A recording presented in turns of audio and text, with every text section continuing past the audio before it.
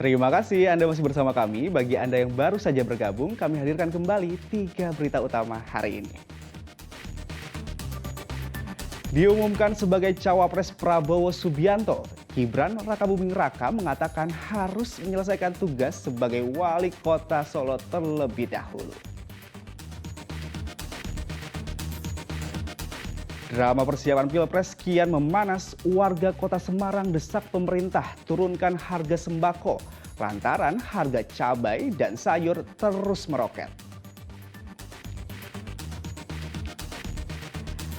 Bekas pasar sapi Singkil di Boyolali disulap menjadi tempat wisata religi baru. Tempat ini juga bisa menjadi tempat belajar manasik haji atau umroh.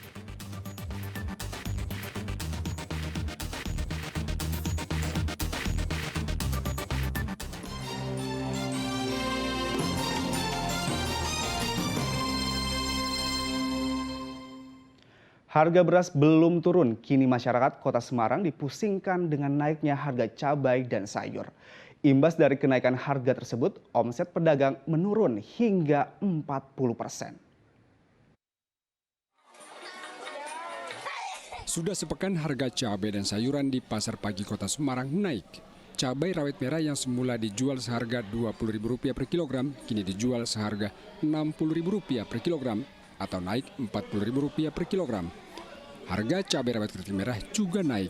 Cabai keriting merah yang semula dijual Rp25.000 per kilogram, kini naik 2 kali lipat menjadi Rp50.000 per kilogram.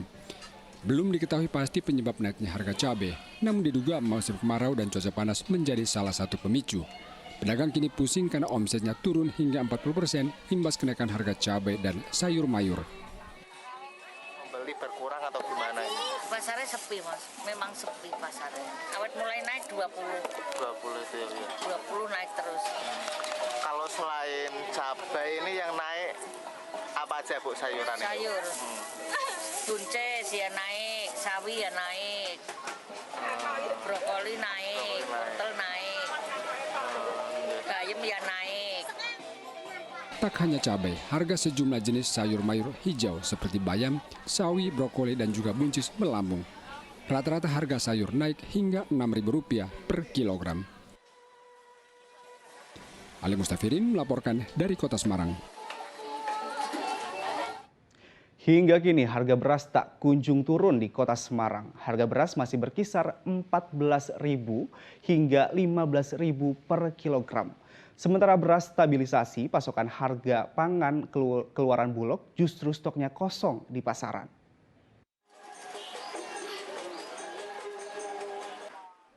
Harga beras tak kunjung turun di kota Semarang hingga hari Selasa. Harga beras di pasaran masih mahal. Beras jenis medium masih dijual Rp13.500 per kilogramnya. Sementara beras jenis premium saat ini masih dijual Rp15.000 per kilogramnya. Sebelumnya harga beras jenis medium dan premium berkisar Rp12.000 hingga Rp13.000 per kilogramnya. Menurut para pedagang, harga beras ini sudah naik sejak 2 bulan terakhir. Kenaikan harga beras ini akibat kemarau panjang yang membuat sejumlah sektor pertanian menjadi mengering. Sementara beras SPHP keluaran Bulog saat ini stoknya kosong di pasaran. Padahal permintaan beras SPHP berat 5 kg cukup tinggi lantaran harganya lebih terjangkau. Harga beras saat ini gimana Bu? Udah mulai turun atau masih tinggi? Masih tetap tinggi. Nah, berapa? 1 kilo yang medium dan premium ini Bu? Yang medium itu 13.500. Yang premium 15.000. Kalau sebelumnya itu berapa itu Bu? 12 sama 13. Salah satu pembeli Rusni mengaku keberatan dengan harga beras mahal yang harganya tak kunjung menurun. Meski merasa keberatan, namun Rusni tetap membeli beras untuk memenuhi kebutuhan makan sehari-hari. Ya tanggapannya agak susah, tapi harus gimana lagi, soalnya kan ya Kebutuhan pokok. dengan pokok, kalau nggak mau ya mau makan apa. Pokoknya ya udah diikuti aja. Itu aja ya Bu. Warga dan para pedagang berharap pemerintah dapat bisa menstabilkan kembali harga beras di pasaran. Ali Mustakfirin melaporkan dari Kota Semarang. Pemerintah Kabupaten Boyolali menyulap bekas pasar sapi Singkil Boyolali menjadi objek wisata religi miniatur Masjidil Haram di Mekah. Miniatur dibangun mirip dengan asli untuk wisata edukasi religi.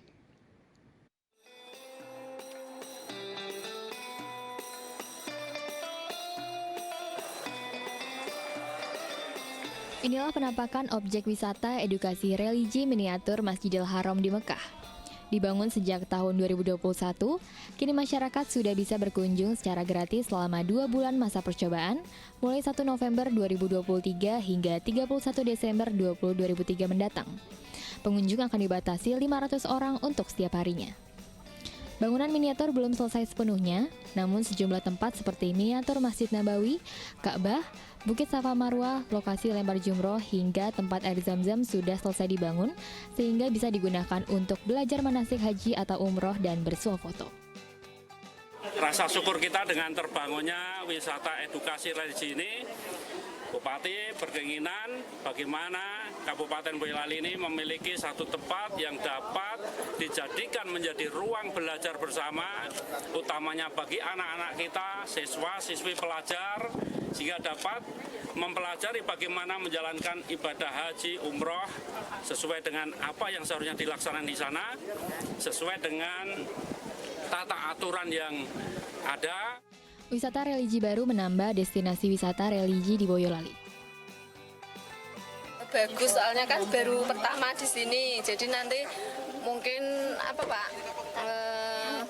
lebih dikembangkan lagi untuk edukasi anak-anak di wilayah Boyolali. Bersyukur banget, senang banget ya Mas, di Boyolali udah ada replika seperti ini, jadi ini benar-benar penunjang ya buat anak-anak TPA, nanti kita bisa benar-benar mengeksplor ya, jadi mereka biar kita ajak ke sini, mereka bisa latihan umroh di sini atau ibadah haji di sini. Ini benar-benar kami senang banget, sebagai saya perwakilan guru TPA lah, saya turut bangga, senang di Boyolali udah hadir wisata religi seperti ini. Mulai 1 Januari 2024 mendatang, masyarakat bisa berkunjung dengan tarif tiket Rp10.000 untuk pelajar dan Rp20.000 untuk masyarakat umum. Yulianto melaporkan dari Boyolali.